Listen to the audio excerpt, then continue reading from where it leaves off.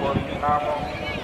అదేవిధంగా car parking చేయవలసిన భక్తులు చెట్ల కింద కార్ పార్కింగ్ చేయవలసి సురక్షితమైన ప్రదేశమునందు పార్కింగ్ చేయవలసిందిగా కోరుతున్నాము.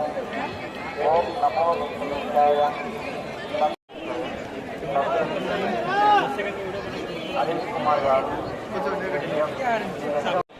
అదేవిధంగా కార్ పార్కింగ్ చేయవలసిన భక్తులు చెట్ల కింద కార్ పార్కింగ్ చేయవలసి సురక్షితమైన ప్రదేశమునందు పార్కింగ్ చేయవలసిందిగా కోరుతున్నాము. ఓం నమో వెంకటేశాయ.